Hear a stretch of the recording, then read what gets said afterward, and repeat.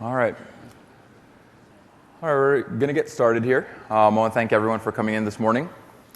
My name is Belson Duque. I'm a senior program manager with the System Center team, and we're going to be walking you through one of our brand new tools for creating management packs in System Center Operations Manager. Does this work? So, a couple things as we go through today. Myself, this is Brian right on stage with me, the principal knowledge worker, and we're going to be talking through and this new tool, why we created it, using it, and some of the benefits of using it for MP authoring, as well as how you can extend it to achieve your own custom scenarios. I want to take a quick poll real quick. How many folks in here have done MP authoring in Operations Manager? How many folks in the room do MP authoring through the R2 authoring console? How many folks in the room do MP authoring via XML editing? Wow, dude, that is awesome. Those were the same hands. So, it's good. Folks in here are familiar with creating custom monitoring, extending Operations Manager to achieve your scenarios.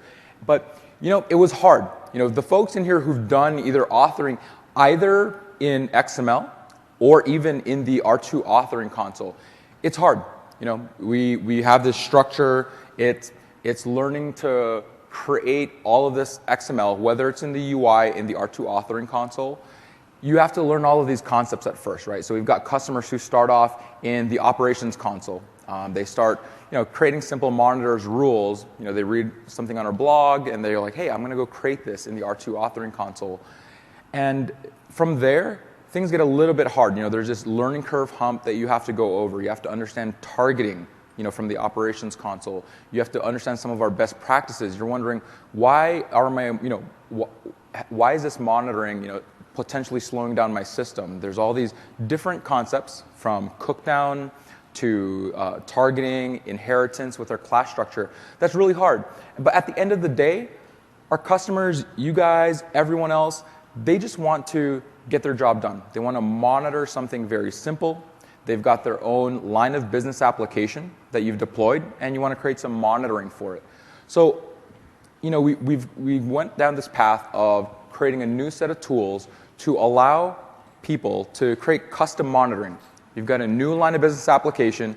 We want to make it as simple as possible for you to create the monitoring for that new line of business app, in a few minutes. And especially if you're new to System Center and the Operations Manager product, we want to enable you to do that in, a couple of minutes without having to learn about this targeting, et cetera, complexity, up front.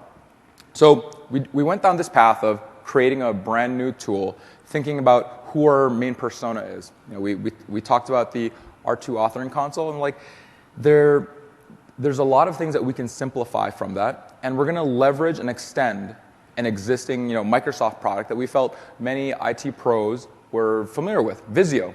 A lot of people use Visio to create their network architecture, their as-built diagram of their data center, their logical architecture for their application. Why can't we use the same exact tool to logically design your management pack and create the management pack from it?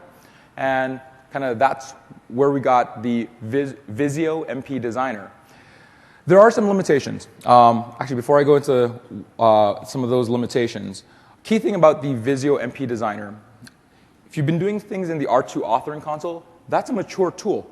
It's in its version 3. We had originally released it in 2007, but it's a mature tool. It's had a lot of time, fulfills a lot of scenarios, and the Visio MP Designer is in V1, so we do have some limitations in it. It's not for editing existing management packs. You can't open an XML file in Visio. The scenarios we wanted to target was quick, easy, simple creation of monitoring, and you don't have to worry about the best practices. There's a pattern-based system within Visio through those shapes that we'll walk through in the demo that allow you to create this monitoring, but you can't open in an existing management pack. So in Visio, this is an example of something you can design your application. In Visio, describe exactly how you want it to be discovered, and then easily describe the monitors that you want inside of the Visio MP Designer. Click a button, generates the MP for you with all the best practices. You actually open up this XML inside of the R2 authoring console. It passes all of the best practices that we have, best practice analyzer rules in the R2 authoring console, except one piece, knowledge. So we'll walk through the demo, and I'll kind of piece by piece talk through the different elements. But now you don't have to worry about creating that complex XML. I mean, even in the R2 authoring console, you didn't have to worry about it so much. But it's still in the R2 authoring console. If you didn't understand some of those best practices, you would have to go read about it on our blog, really understand how to do kind of that best practice inside of the R2 authoring console. With the Visio, that no longer exists. You just drag and drop some shapes, and those shapes will generate the XML that comply with a lot of our best practices that we've learned since 2007. So for deeply advanced scenarios, how many folks in here are creating like custom monitor types or custom composite modules? That's more than I thought. It's a good 20% maybe of the audience. Creating custom monitor types, custom module types. We know that's kind of one of our complex set of scenarios. This tool is not for that. We do allow some capabilities to extend the system, and Brian's going to talk through that a little bit later. So let's go through some of the shapes and what they are, and then we're going to go through a demo to walk you interactively through this new tool, the Visio MP Designer. There's a set of shapes and connectors. Inside of Visio, connectors are the lines. The shapes are the shapes. You just drag and drop. But there's a section in Visio that's called MP modeling. These are the shapes you use to model your application. We've got distributed app. We've got server roles, roll-up containers. The MP modeling section is the shapes you use to model your application. There's a section called MP rollup. These set of shapes allow you to create a health rollup. You never have to understand what a dependency monitor is. And you just connect stuff through lines, and we'll create the right set of dependency monitors. We'll set all the properties for you properly and make sure that it works simply. Even in the operations console, it's sometimes difficult. If you're creating this dependency monitor, you're dealing with the parent class and the parent monitor, and those are difficult concepts to get over initially. We've also got this MP monitoring section. There's 5 shapes here to allow you to create monitoring. The key thing we're trying to simplify for you is you don't have to think about, am I creating a rule or do I need to create a monitor? Based on configuring these shapes, the engine will automatically decide, should I create a rule, monitor, or both for you? And ultimately, these shapes implement kind of our kind of best practice patterns. And you can create these composite shapes, and there are a few that come out for you that implement some common patterns. We've got common patterns like 2-tier web application, where you drag and drop this whole pattern, and it automatically populates the diagram for you. And you just configure it. How do I discover these different components? And you configure the basic monitoring for it. So I know I was kind of going through pretty quickly, just getting you through the intro. I wanted to give you a bit of the history of why we're creating this tool. But it's always easier if we walk through interactively within the demo. So let me go ahead and switch over. And we'll go through the Visio MP Designer. Right before I go through here, there's one prerequisite for generating the management pack. We do require Visio Premium. You can still install the Visio stencils, the VSS file, on any version of Visio, including standard, but we require Visio 2010 Premium to generate the management pack.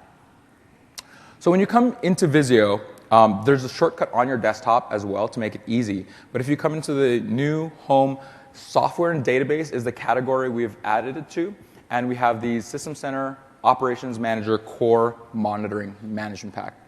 This creates a management pack that works in 2007 R2 as well as 2012, System Center 2012.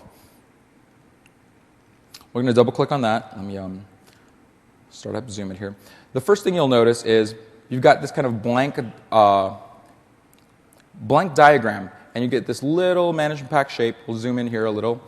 And it's when you click on it, one thing you'll notice is on the right side, we have, it's called the shape data sheet. And let me try to float this to make it a little bit easier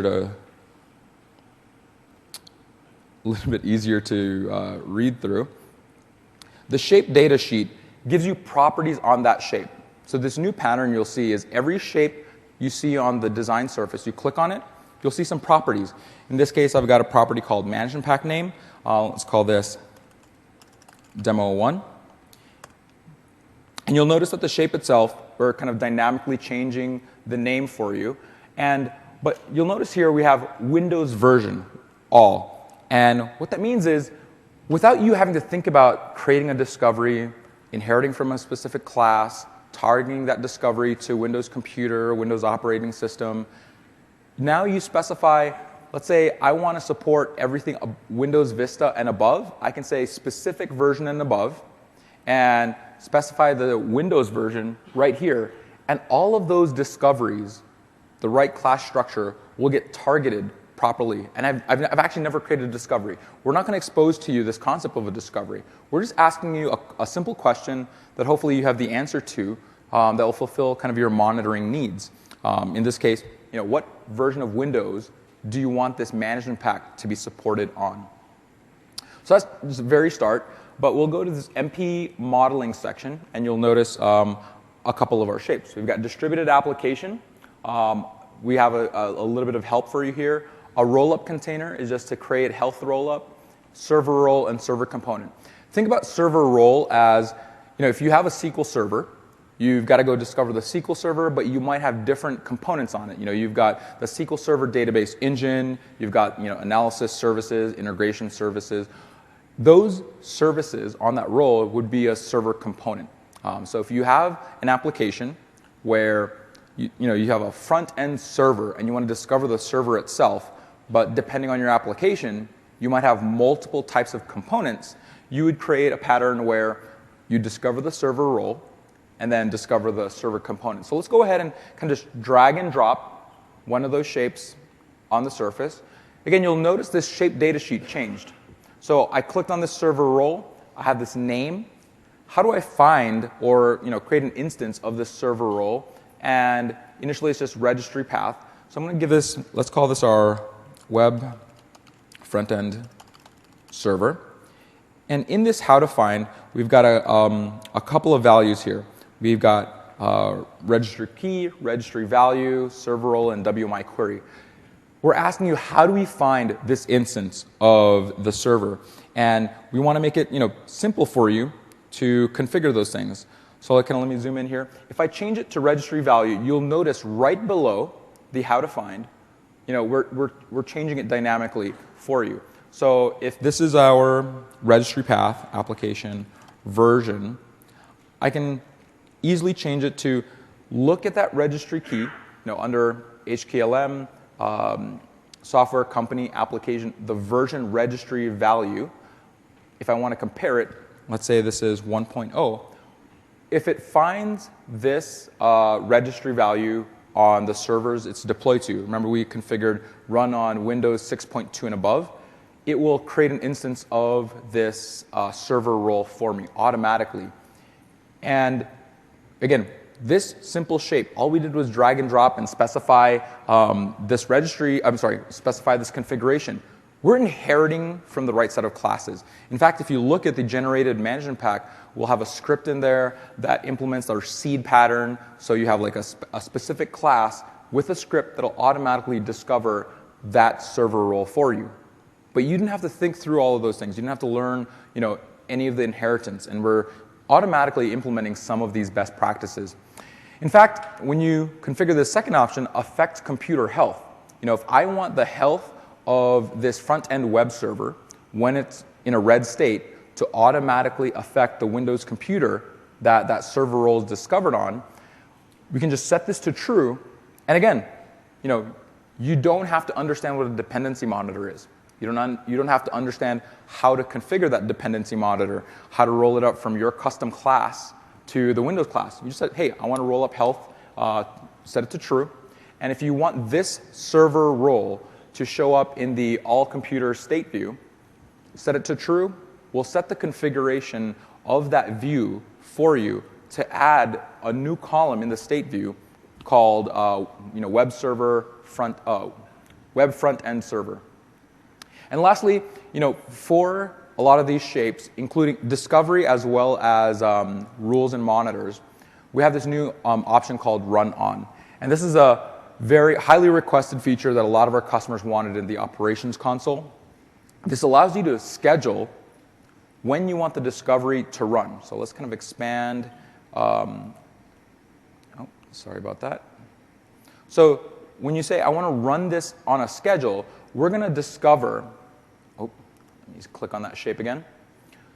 We're going to run the discovery for that web server role on the specific days you want it to, and towards the bottom here, you can specify when to run it from and to. So now we've kind of built in scheduling in here. Again, the customer didn't have to think about a rule type or a monitor type. If you remember from the operations console, you have to kind of click through it and even choose the class you want to target. You have to think through which rule type or discovery am I going to use, and then you have to go and configure it. Now it's pretty simple here. All we did was drag and drop a shape, tell it how do I discover this server, and when should I run the discovery for this. I'm going to set this to always to keep it simple. And let's go take a look at a few of the other shapes.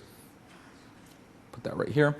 And because this is Visio, you can drag and drop any of the shapes anywhere you want. We had a question right here.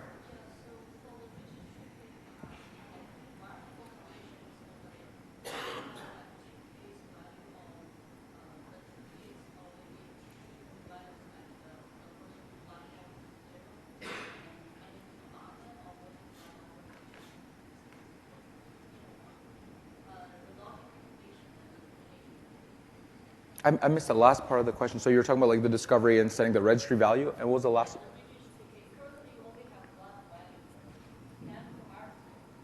Oh, can there be? The question is, when I've configured the how to find in the registry, can I have multiple values in here? The answer is no by default. So if you had to look for multiple values, what it does is it creates a discovery that uses the contains.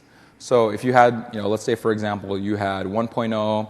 2.0, for example, we're not going to do an OR for you automatically. But that's a good feature request. We can talk about that a little bit. So after you've kind of dragged and dropped your web server, similarly, if we drag server component on here, it's very similar. There's no kind of difference in the configuration of it. But if we go to rollup, this is how we can configure our health rollup from different components. If you drag this health rollup connector, you can kind of just drag and drop and say, okay, this is my front-end web server. And we'll call this my IIS component. And let's actually we can just copy and paste.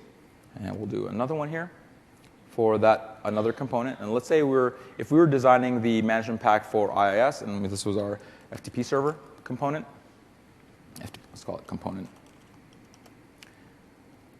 Simple enough, and if I want to roll health from this IIS component up to the front-end server, you'll notice, we can create a dependency monitor for you here as well. So the connector itself, you're starting to see this pattern where you click on stuff, and then there's a shaped data where you can configure it.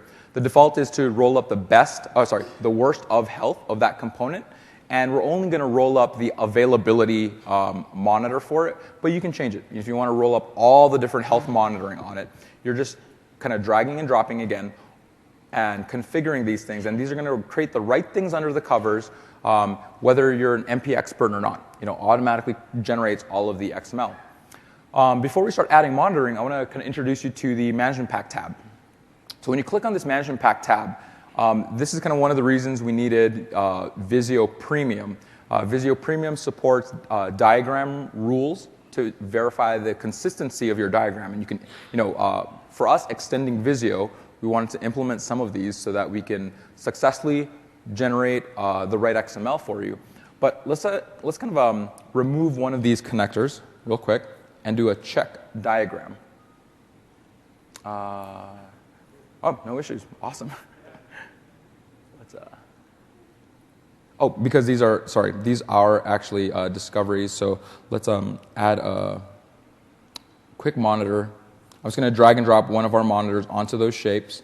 And here's our performance monitor. But let's do a check diagram before we walk through configuring that monitoring. You'll notice here at the bottom, zoom in for everyone, that we have these diagram rules that let you know if something's not configured. One of them is connector must be glued to shapes at both ends.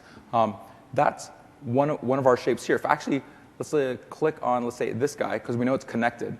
But if I click on this shape, it actually put focus on that connector, that line. I'll do it.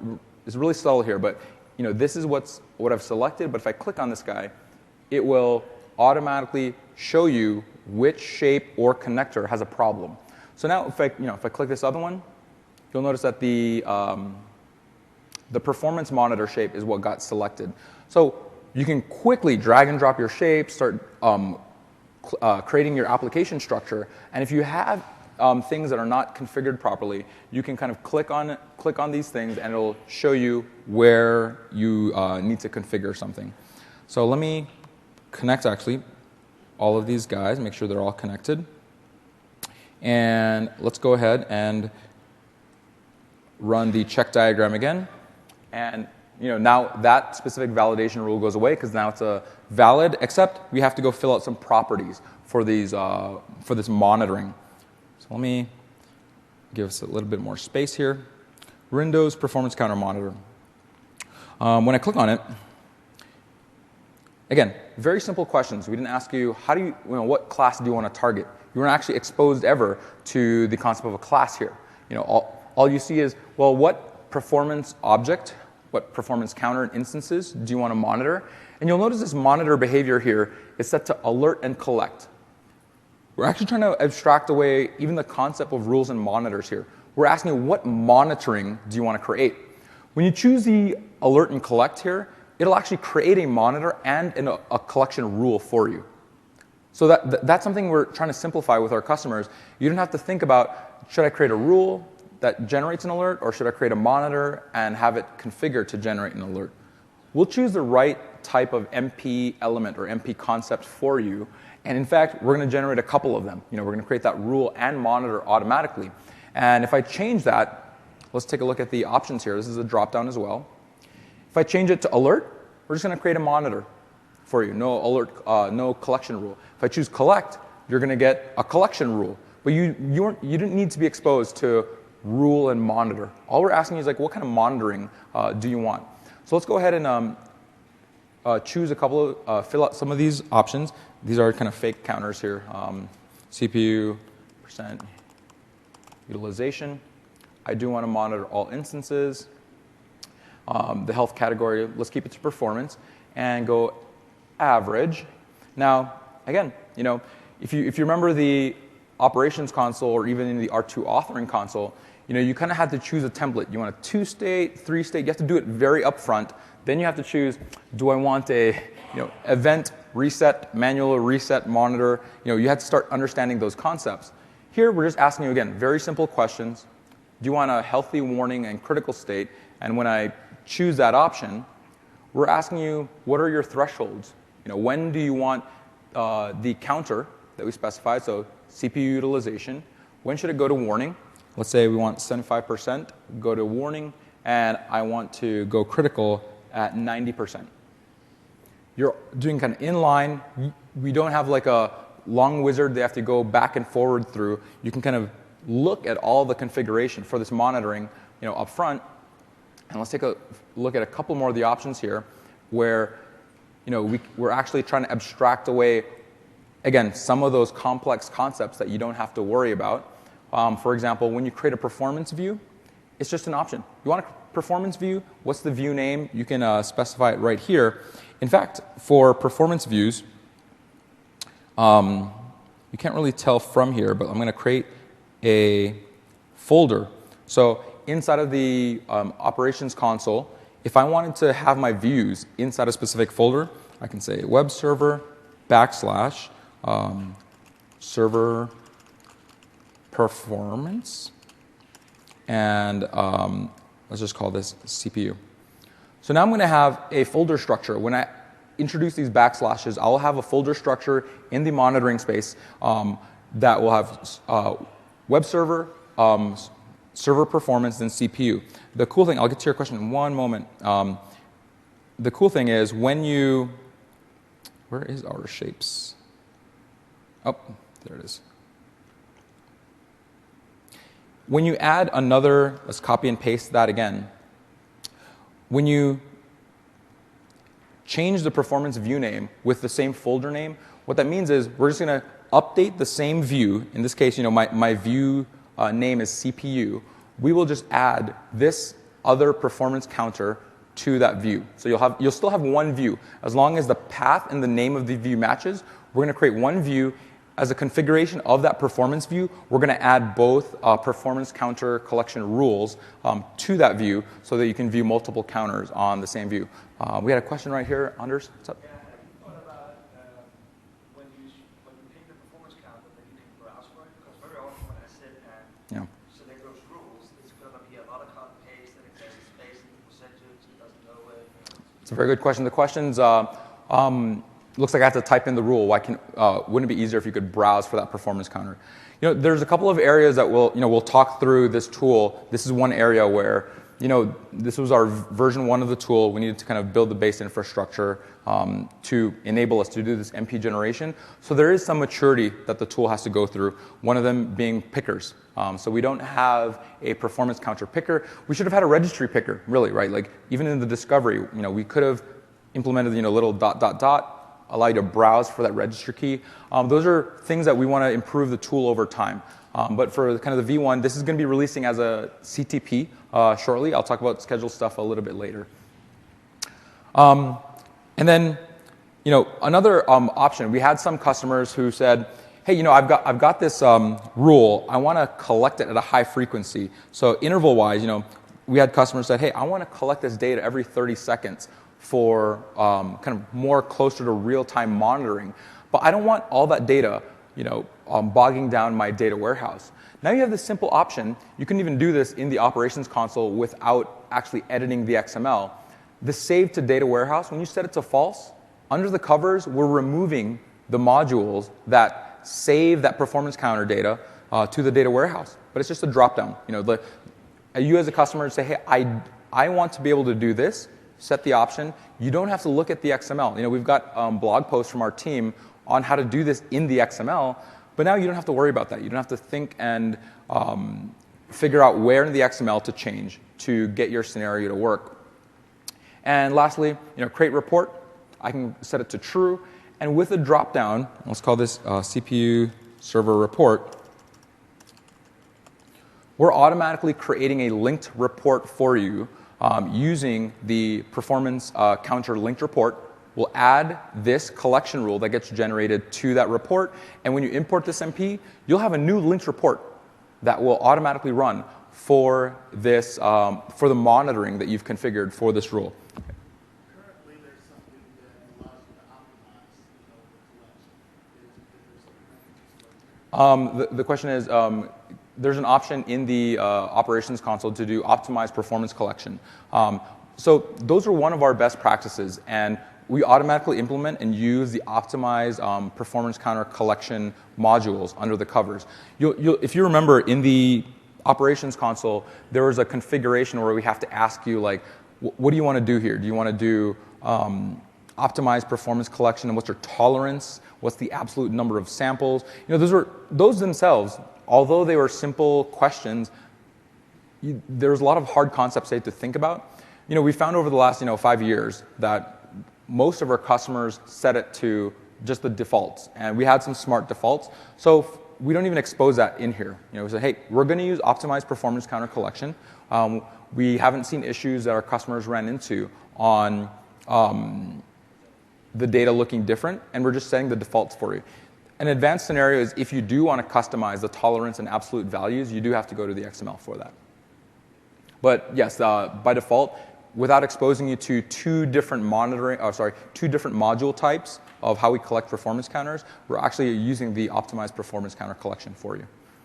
And then, again, we talked about the scheduling, but here, if I do on schedule, now this monitor will run on whatever I set my schedule to. So if I don't care about, let's say, Sunday, Saturday, and the rest of the time I want to run it all day long, you can automatically set the schedule. Again, when we generate the management pack, we'll automatically set the scheduling module with the proper configuration, make it super easy. This is something that we had a blog article about, but customers had difficulty, right? You had to recompose all of your rules and monitors. You had to cut and paste this XML, and the configuration for the scheduling module is pretty complex XML. So, it was very hard for customers, even though the capability was there, to actually accomplish it.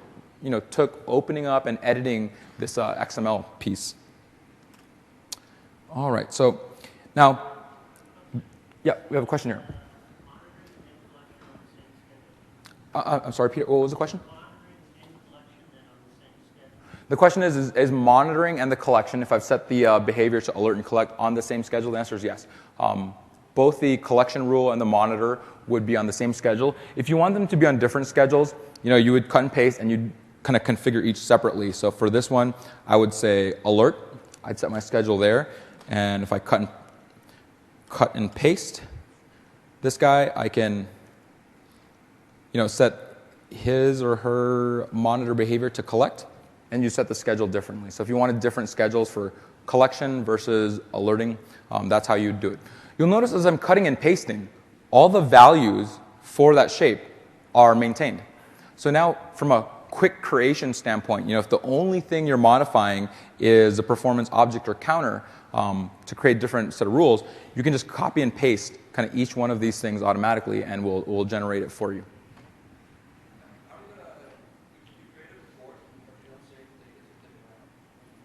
Yep. Oh, sorry. The question is, I've created a report, but I'm not saving data to the data warehouse. Yeah, that's true. Like if I wanted to create a report, I should not have configured the save data warehouse to false. It wouldn't work for this thing.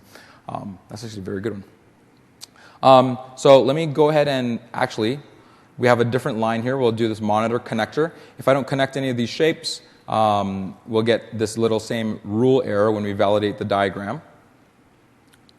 So let me just connect these guys up. Yeah, go ahead.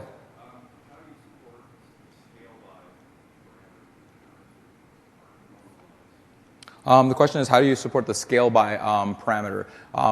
We don't. So depending on your counter, we're not going to set the views scale by properties for you at all. Well, some of the raw per counters, right, will go above like 100% for processing or whatever. We need those correctly.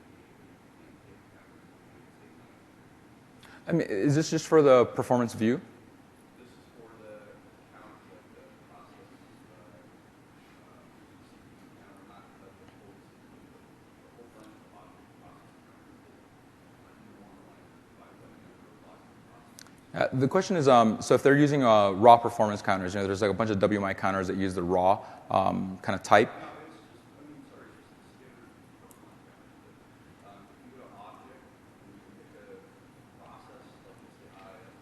Yep.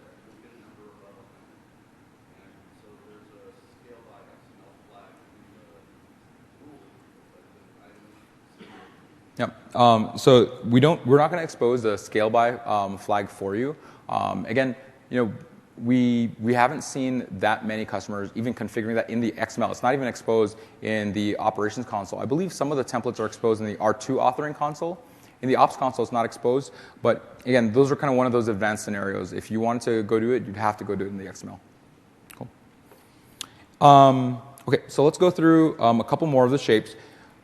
Again, I mentioned one thing you'll see is, although we only have 5 shapes on the left-hand side, it's actually more than one monitor type, right? Depending on how you configure these options, whether you choose, a 2-state or 3-state through this drop-down, again, the comparison type here, when I change it to average, we're actually choosing a very specific monitor type, but you don't have to know the name of that monitor type.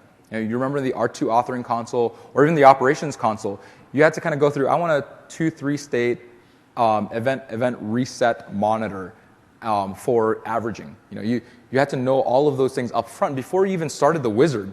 And here, we're going to automatically choose the right monitor type for you and create the right set of rules without having to ask you, what monitor type do you want? We're kind of flipping the question on its head. It's like, hey, what do you want to monitor? How do you want to monitor? And we'll automatically choose the right set of templates for you.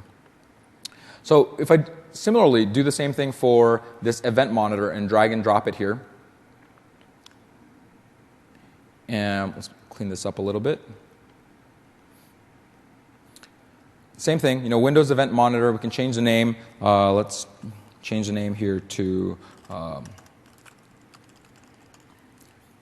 similarly, like the gentleman brought up a little bit earlier, we could have definitely used a picker here, allow you to kind of browse for an event ID. Unfortunately, we don't have that in kind of this release, in this version, but if you type in the event ID and the event source here, similarly, alert and collect, you kind of have the same options for the monitor behaviors. This is kind of one area where we still had to, we couldn't get around in this release completely removing the concept in terms of the manual reset set of concepts for events. But if you set it to green event, we can make it simple for you and say, when 102, same event source. Now you've got this 2-state monitor that'll automatically create an alert. You'll actually get an event collection rule created out of this as well. And you can similarly configure to not alert immediately. If I know that this server is going to be always dropping this rule, dropping this event, dropping this event, I can say only alert, on the 3rd time that the event happens.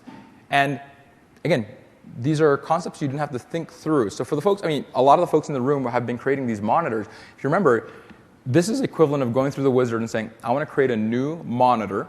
One, you had to know that you're creating a monitor.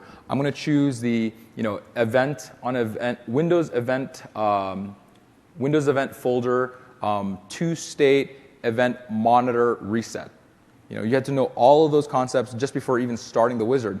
Now you can kind of iteratively change this. Later on, if you said you wanted to change this monitor to green later, you can change it to a timer and set the timer value later. And you don't have to worry about it. Generate the MP, all of the elements will get updated properly.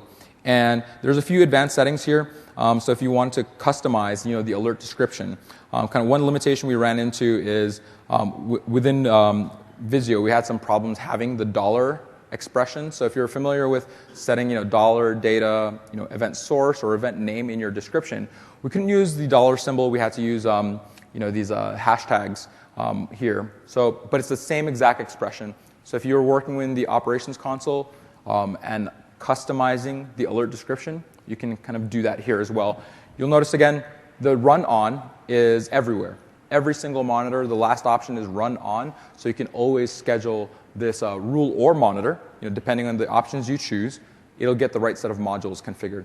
I think we had a question right here. We frequently do actually kind of approve events. So we monitor for everything on very critical systems. Actually, the exact opposite. We don't know when events are going to come. We approve these are the events that happen right in Azure and backup. Is there any way to do the opposite of this? The missing event thing. The question is there a way to configure the missing event? Because you expect an event to happen, for example, for backup, if it's successful. If you don't get that event in 2 hours, you want to generate an alert. Unfortunately, this is one of those areas where we didn't cover that in this specific shape. And we'll talk about it a little bit later of like how can you extend the system to add your own custom monitoring scenario. I think there's one more hand I saw back here.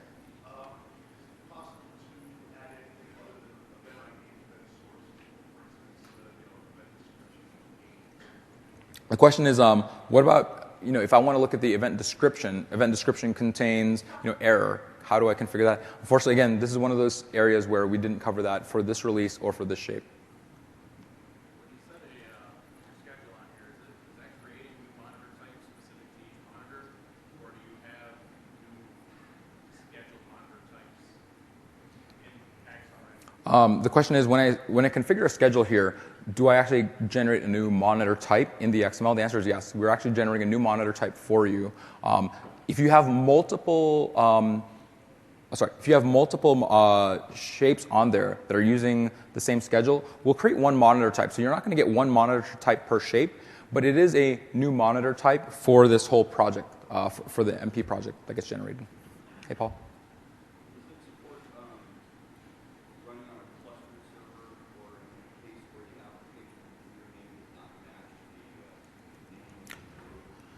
It's a very good question. Does it support running on cluster services? Because like the source will be different from the physical node versus the virtual server name. The answer is no. Unfortunately, if you're leveraging any of the parameters like principal name or server name, it will be for the physical node on the system. We don't use the virtual server name.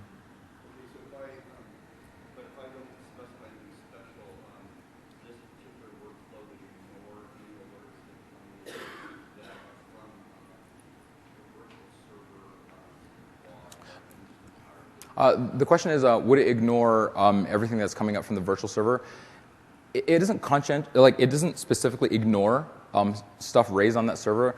You will have a problem though, right? Because the monitor or rule will be running basically on both nodes. So it's not creating a cluster-aware management pack, and because it'll be running on kind of both nodes, if those events are popping up and match the criteria, you'll still get an alert. But you might not get an alert if the active node, for example, if the active node of that server has those set of rules, but the events are happening on the monitoring is running on the passive node, you will not get the alerting. But if it'll be running both at the same time, but we're not going to guarantee that. It will be running both. You will see two instances of your class for each of the physical nodes. You won't see the virtual server name, and you might either miss an alert or generate an alert.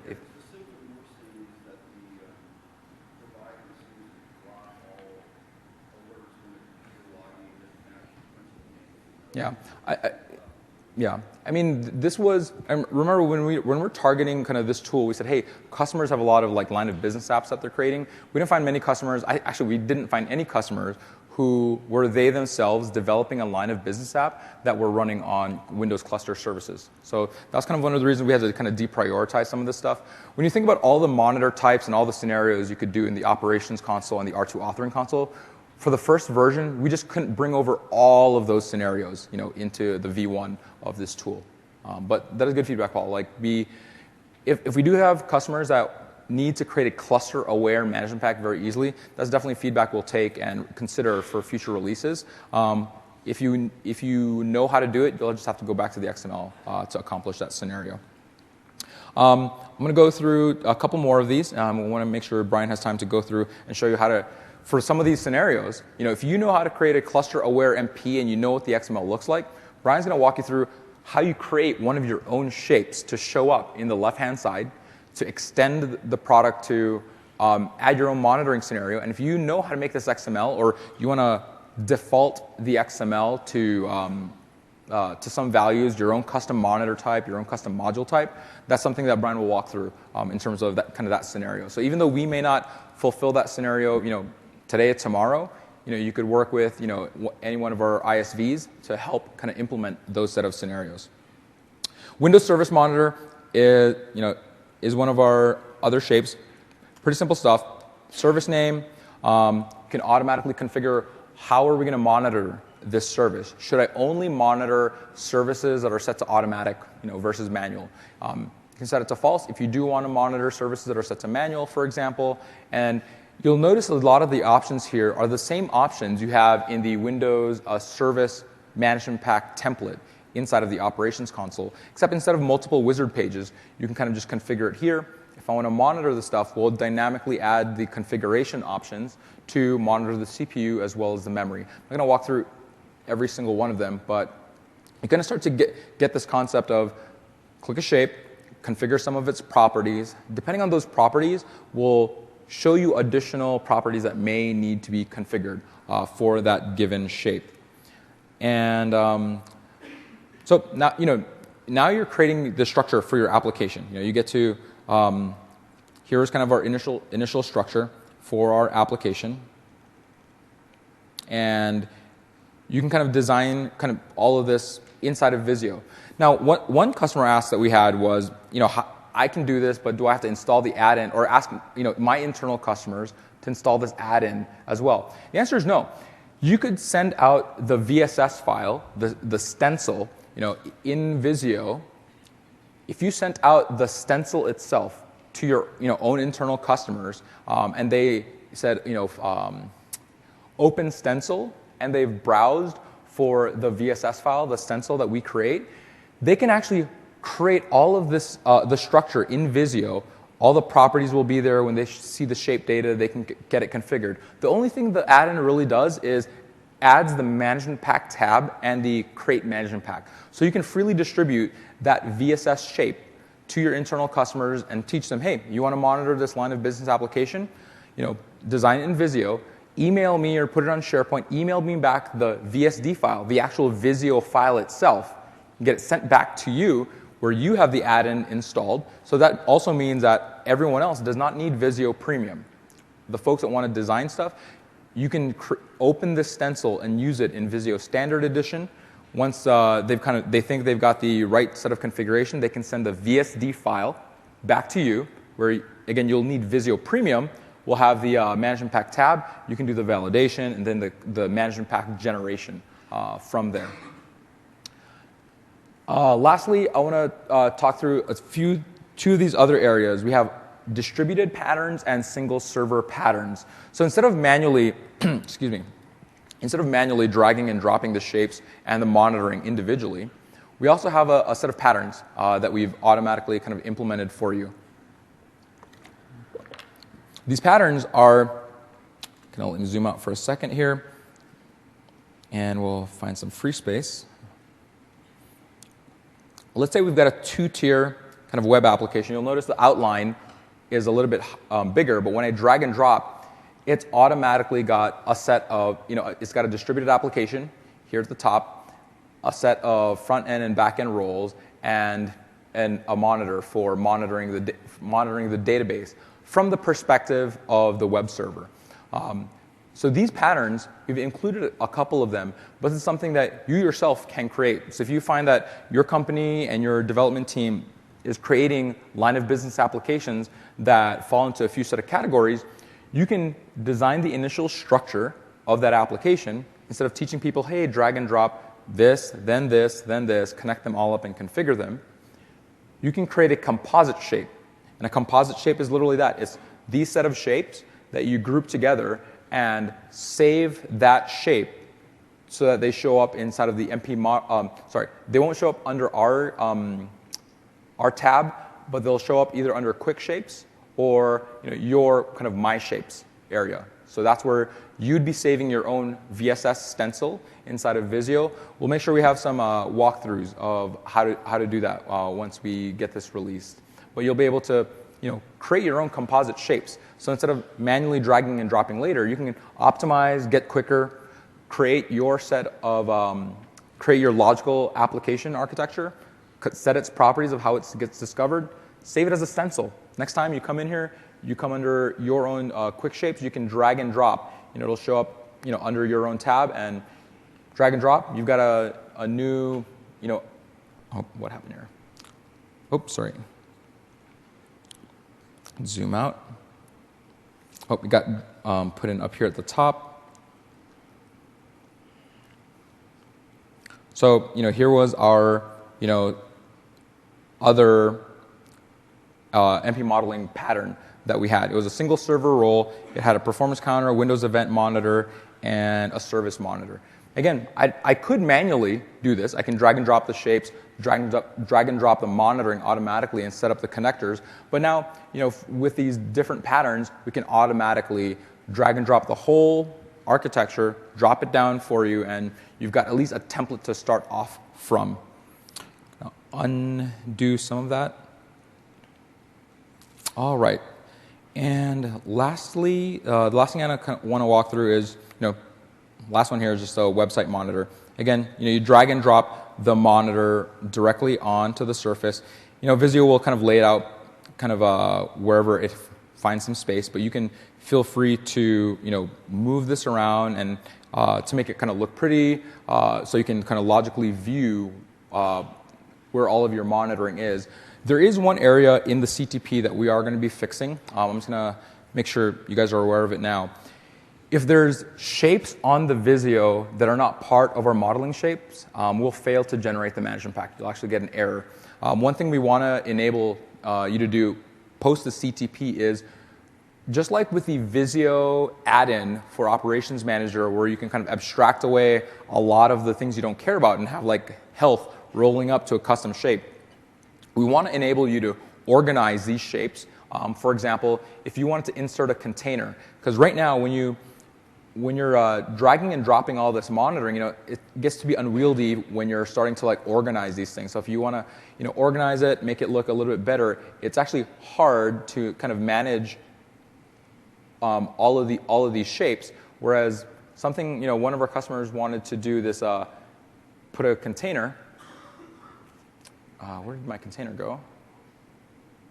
Just insert a container right there, and this container, once you put shapes inside of it, this is a standard kind of Visio concept. Now they can kind of move everything together, kind of as one unit with this container. Unfortunately, for this CTP, something we are going to be addressing, anything that is not a shape that we included in the stencil will cause an error for you when you try to generate the management pack. But that's something we'll be adding kind of in the future.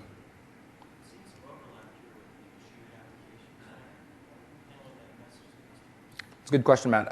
The question is, there's a lot of similarities in designing your application here versus the operations console when you're using the distributed application designer.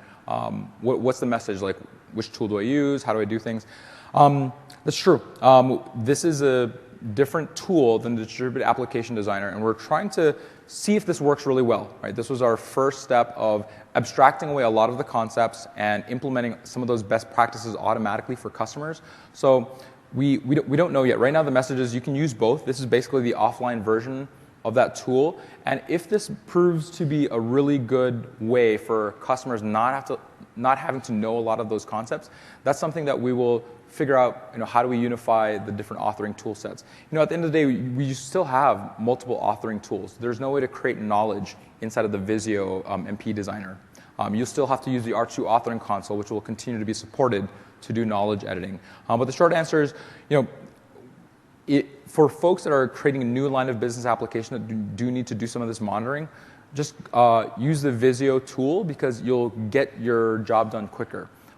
There are features in the DAD, Distributed Application Designer, that you may want to use. You'd still have to kind of go to the operations console to do it, though. Yes?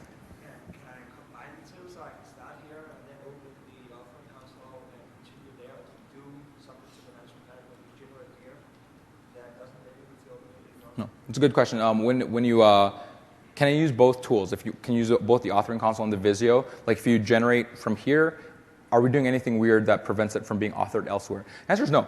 We actually implement all the best practices. So if you generate the MP here, it will actually comply and open up in any one of our authoring tools. The one thing that we'll talk through in a moment is you can't go backwards, right? So if you import the generated MP into the system, into Operations Manager or the R2 authoring console, you do additional edits. It's kind of a one-way thing. We're not going to open up your XML inside of Visio.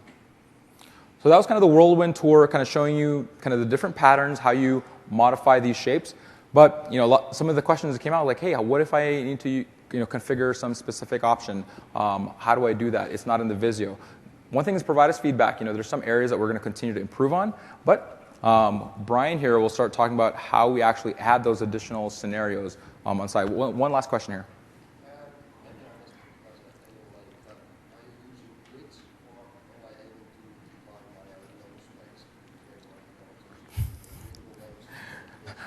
Let's actually go through that, Ari. That's totally a setup question. Yeah, that was a very good question. Let's delete this guy. The question was, when we're generating the management pack, are we using GUIDs? What do the IDs look like? So if I go ahead and create this management pack, the short answer is no. We're actually using pretty good names and generating them based on your management pack name and the name that you provided to that shape. So if I look for my demo MP.xml, I'm just going to open it in Notepad real quick. So here was my demo MP that got created, but let's go to our first set of type definitions. So here's my class type. You'll notice that the generated ID name is very friendly. There's no mom UI underscore GUID for you. So even if you're doing advanced XML editing, you can come look at any one of our generated classes, elements, and they all have like, oh, there's my unit monitor here. Here, demo MP monitor, performance counter monitor. It's kind of based off of the names that you provided. Oh. All right. Cool. Okay. So let's get back to, if I can. Cool. So for those who don't know me, am I on? Good? Everybody good? Hear me? Okay. My name is Brian Wren. I'm a principal knowledge engineer on the information experience team. So our group's responsible for all the documentation across Systems Center. So a lot of hands here, authoring console, users, MP authors. Pretty much you just justified my existence over the last 3 years. If you've ever seen the authoring guide, if you've seen our samples we put out on OpsMan Jam, videos that we have on creating management packs, that's pretty much the entire purpose of my life. So what I wanted to do, though, is go through, as Bales mentioned, a lot of the questions as I'm listening to those and noting those down. A lot, what do we have? I wanted a discovery that allows for a couple of registry keys. I need to do some scaling on the perf monitors. All that is logic within the shapes. So one of the very cool things about the tool is that we can extend it with just simply basically a template that has a shape with properties, and then essentially a DLL that goes on the local machine that will take those properties and generate out the XML for the MP elements. And a lot of MP authors in the room, you're pretty familiar with what those look like. So basically I wanted to go, don't worry, I'm not going to make this into a big C# training session. I know I've done sessions over the years here at MMS that let's just say I never once had somebody accuse me of not going technical enough on the MP author sessions we've done. But I just want to give you a basic feel for it as you're sitting there thinking, wow, maybe I'll try my hand at creating a custom shape or two, something for the community or something like that. I want to give you an idea what kind of skills go into that and really what you'd be looking at, the basic process for doing that. For those who are sitting there thinking, look, I'm not a developer. I don't want to be a developer. Still, I think this gives you a decent little overview how this thing works, kind of takes away a little bit of the magic. And what we're going to be looking for very much is feedback on what kind of shapes do people need. Right? If you at least, even if you're not going to develop these things, get us feedback. Hey, I need a shape that does this. The configuration would probably look like this. Here's what it would create. That's absolutely feedback that we want to get. I know I've got some things queued up that I want to get out there as samples and other people I'm talking to. Whether it be out of Microsoft or something done by the community, we want to start getting some of those things out. So basic skill sets that you're going to be looking at. First off, obviously, you need to know how to write a management pack. As you notice, the entire concept of this tool is I can create an MP without knowing any of the details of the underlying structures. If I'm going to create one of those shapes, though, I have to know the underlying structure that I'm going to create. Right? So if I'm going to create something that does perf counters, I need to know how to create maybe a data source module for that thing, a monitor type built on top of that. In fact, typically we start with, when you build these things, is you open up the auth console, you build out your scenario, that gives you your target, then you know to go back, okay, that's the end result of what I need to do. This is going to require some real-world coding, right? Pretty much any language that you can write write an assembly in Visual Studio with, you can use. All of our samples are going to be in C#. It's pretty much the most straightforward that you're going to see, but this is going to require some C#. I'm going to be the first to tell you I am not a C# developer, all right? Yet I'm starting to build some of these tools.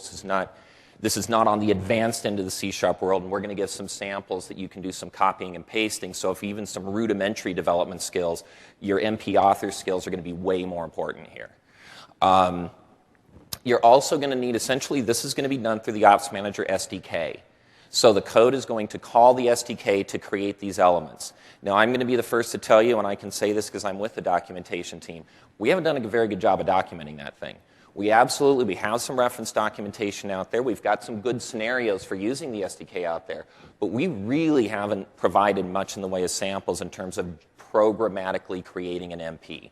All right, that will change. The sample I'm going to show you, I'm going to make available. I've got modules in there on creating data source modules, creating monitor types, creating rules, and that will all work as good sample code, and we'll start to fix that. We'll get some of those samples out there so you can do some copy and paste if you're interested in doing this. And really probably the easiest part of the thing is you have to know how to create a shape in Visio. Trust me, even if I had never created a shape with custom properties and all that, not a difficult thing to do at all, very, very well documented. And again, we'll be providing samples for that. So just high-level, fundamental way that this thing works. All right, so as Bailson showed you, essentially you're creating a Visio diagram, you're dragging in shapes, you're configuring their properties. All right, so what's happening behind the scenes, you're going to go, I want to create a custom shape here. I go and I create myself a .NET assembly. Okay, I'm over in Visual Studio. And where that's going to be installed to is something called the Global Assembly Cache. If you're not familiar with that, any Windows machine with .NET Framework has a Global Assembly Cache. Essentially, assemblies get installed into there, and then applications can use them. So essentially what we do is we do the build of our new assembly, install that on the assembly cache on the machine where we're going to generate the MP. Then what happens when the user clicks that Generate Management Pack out of Visio, it knows it's going to call that particular DLL, find the code that it needs to do, and it's going to generate the MP. Okay, so I'm going to walk through that very quickly. Like I said, I don't want to turn this into a C# development session or anything, but I'll show that in a moment. So the basic process you're going to go through. Again, number one, and this kind of seems obvious, but the first off is define what the heck you want to do. This can be more difficult than it sounds, right? I mean, you saw all that configuration stuff that Bailson's showing there. I mean, when you first think, okay, I want a monitor that does this, wait a minute, they might want to control this, and and these things pretty much start to grow. So you want to define a good scenario that a single shape is going to represent, and as I mentioned, probably even design out the MP. Next step, Visio stencil and shape. Sounds easy, but of course, I defy, if any of you are like me, you're not very good at making things look pretty in Visio, and you can use just like a square or a circle, but it makes you look cheesy. But in any event, basically any shape in Visio can be used, because then what we're going to do is we're going to go behind the shape and we're going to define out all the properties. So all those things that Bailson was showing, you know, what do I want, a 2-state monitor, 3-state monitor, what application log am I pulling on? All those properties we're going to define, and this is when you're sitting there thinking through what are the different options that I need to give the end user for this. From there, now you could start fresh and create a new Visio project, but it's probably going to be easier to grab one of our samples. There isn't one out there yet. I will be putting it out. The one I'm going to show you, I'm actually going to develop further, and hopefully a couple weeks after we get back from the conference, I'm going to put that out. And so this is something that can give you a very good starting point and save you a lot of time.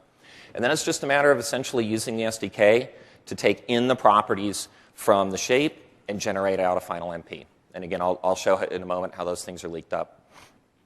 Once that's done, you install it into the global assembly cache. That's a single line. I'll do it. It's absolutely trivial if it's something you've never done before.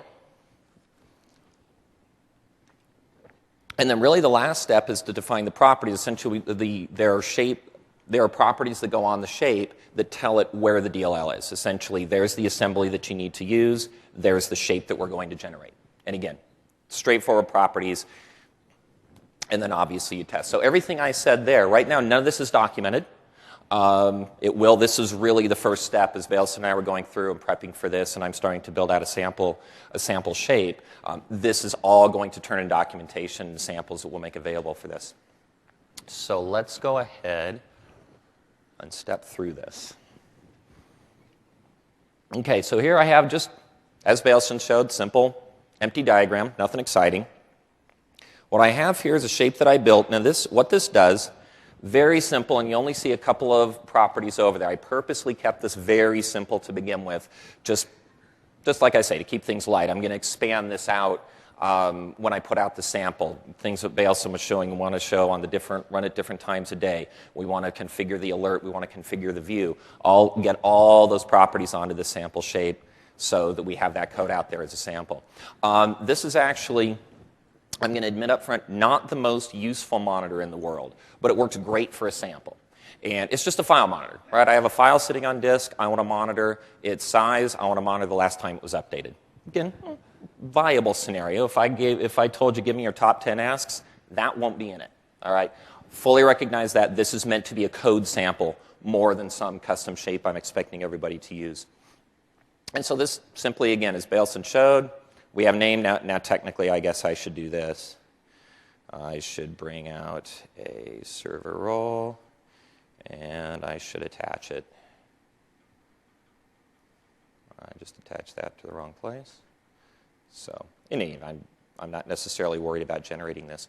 But you see here the basic properties that I'm going to have to collect for this. Where's the path to the file? What is the frequency? Do we want to collect the size, yes or no? Do we want to monitor the size, yes or no? If I pick true, then I get another that says to give me the threshold. So where these properties are from, right, I pulled this out of a template. If you were going to build this yourself, where you would start, you're going to go to the Developer tab. Now, if you can't find the Developer tab in Visio, it's just an option, right? I think it defaults to off. You go to Options, you turn on the Developer tab. But that allows us to show the shape sheet.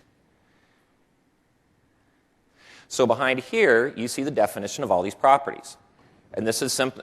Every single object you bring into Visio, you can go look at the shape sheet. All of the objects that Bailson showed, you bring out those shapes, you can go look at the shape sheet for all those, and you can see the definition of them. And this, pretty straightforward, not a lot to it. Here's the label of obviously what you're seeing on screen. Here's the type, so 0 is a string. If I can hit that. 0 is a string, I think 2 is a number, Boolean. So the various different types that you would expect. These are the values it currently holds. You're going to set hold one quick second. You're going to set those to whatever you want your default to do, obviously, before you drop in the template. And then this little invisible key here, this is where we say, is it going to be visible or not? And so you see a little bit of sample. I won't explain it, obviously. It's probably pretty straightforward. But what that's saying is only make this visible if this other property is visible. And that's how all that is implemented as Bailson's going through picking properties and things are becoming visible only at certain times. That's how all that's done. There's a question over here. Question is, can you localize it? No. You could provide two different shapes with two different languages, which quite honestly really wouldn't be too hard. I mean, when you think about it, the code that I'm going to show you in a bit, that would be identical. You would just basically create two different shapes. It'd really be quite easy to do, but it would be two different shapes. Sorry, I think I lied. Yes and no. You would have to create two sets of VSS files, two sets of stencils. The IDs, like you'll notice that the ID names of the shape properties, those are going to be not localized, but the actual strings that you have are part of the VSS file itself. So you could have, you've got the user assembly here could be the same for two stencils, one for each language, and they're going to call like the same assembly to generate your MPXML. I think it's always good to present with Bailson behind you. So. Okay, so we have the properties here, so that's the shape. Again, nothing too crazy yet. So now what's going to happen is now I'm going to go in and I'm going to create this is the Visual Studio project that generates the code behind for this shape. And essentially, I'm not going to go through this in gory detail. Most of this, you'll be able, how this got created is I basically did copy and paste from something else. And so you can see, you could actually take this, okay, I'm not going to do a file monitor, I'm going to do whatever my monitor is, and some copy and paste would probably be okay there. Where the real interesting work happens, though, is here in the generator.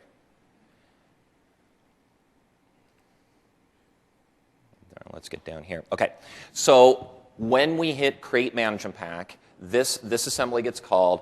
This is what's actually going to execute. And so you see here, if you look up in the references, we have this MP Designer. This is actually the assembly that we get when you install the VMPD. And so this is the object that we're going to reference in our code that allows them to get things like the target object that we're connected to, that's going to get it's actually generating the management pack that our element's going to go into. It's going to give us the namespace and all that other information. So if we scroll down here, you can see, and I'm not going to go through this code, just a very high-level overview, but you can see we're going through right here, we're bringing in all the properties from the shape. And everything I have here for where I'm doing that get string, get in, directly going straight to those names that we defined on the property. And then as I come down further, you can see we're starting to create actual, you're starting to see names that should be relevant to you if you've authored MPs. You're seeing I'm creating data source modules, I'm creating rules. Can you see that okay? Should I zoom in on that, by the way? I'm sorry. I always forget to do my zooms. Okay, so you can see in pretty simple logics going on here and saying, look, if the user said, yes, I want to collect the size, then let's go ahead and create the collection rule. If they said, yes, we want to create this monitor, let's go ahead and create the monitor type and the monitors go with it. Let me just quickly break into one of those functions that we wrote. But if this one's creating a data source module that returns a property bag, again, while it's certainly very different working with the SDK as opposed to something like the authoring console, these are things that should look relatively familiar. All this is doing is creating a data source module, allows input parameters, allows certain things to be overridden. You can see here I have, I lost my mouse for a moment.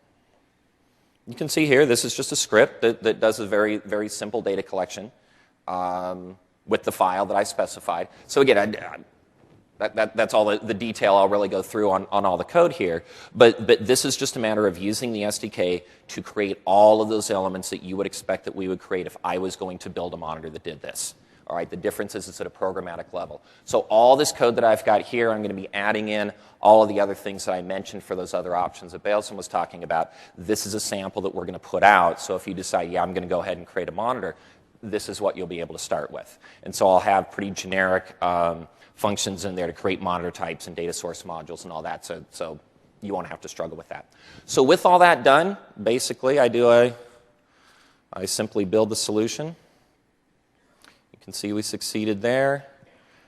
Here's my DLL. If you're looking at the time on there and saying you totally cheated because that's a previous time, that's not the one you built, it was already up to date, so it didn't build. So it didn't bother updating it.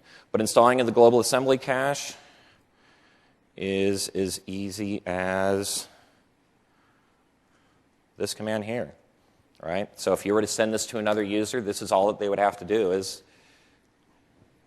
my apologies, my Zoom is acting a little bit funny here. I apologize, I'm jumping in and out. But it's as simple as that. It's a single line, gacutil/I, put this in the global assembly cache, that's now installed. So the other thing, though, that we should look at on there,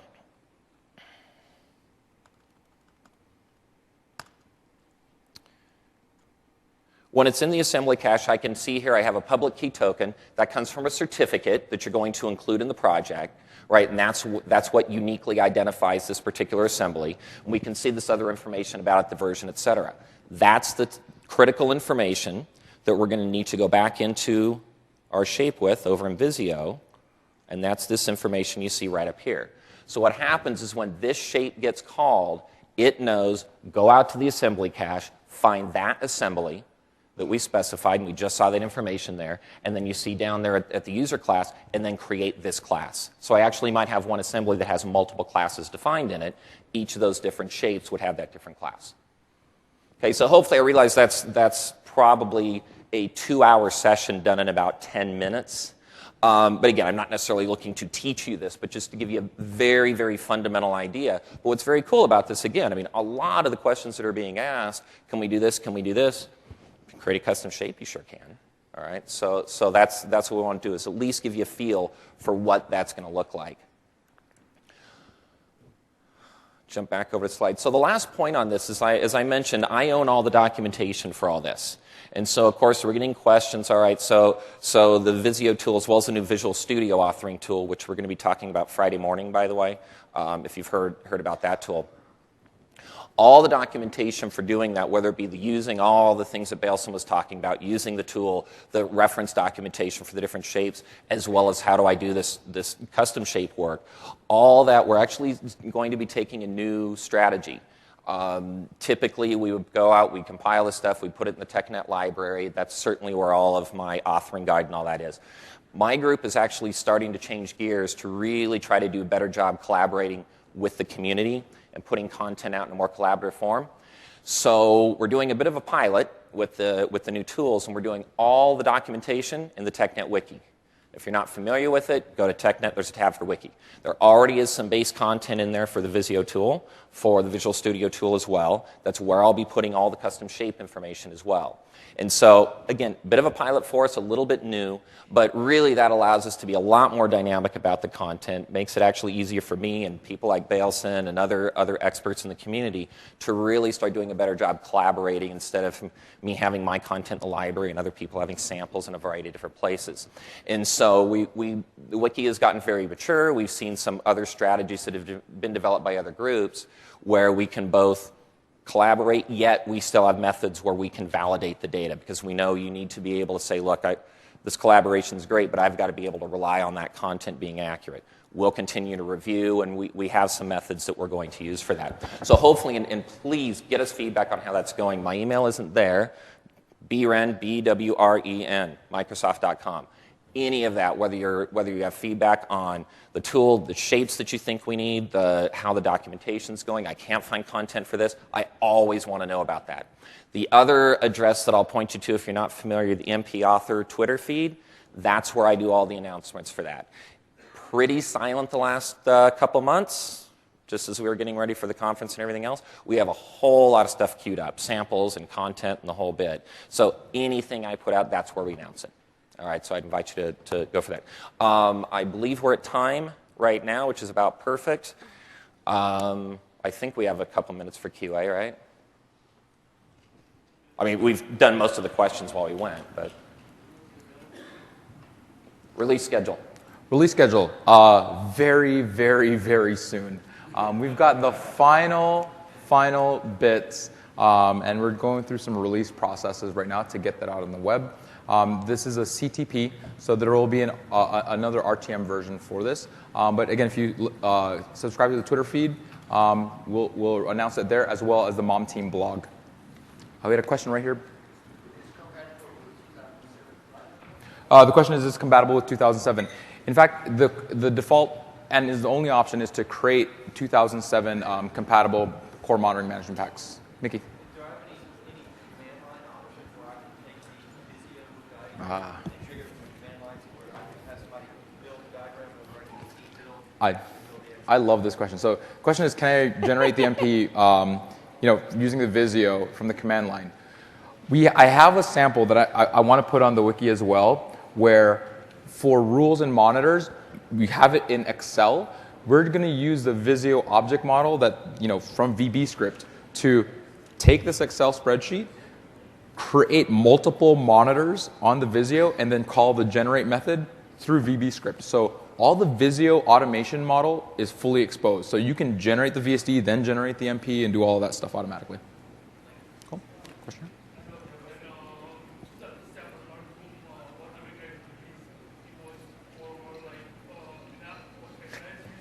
Yeah.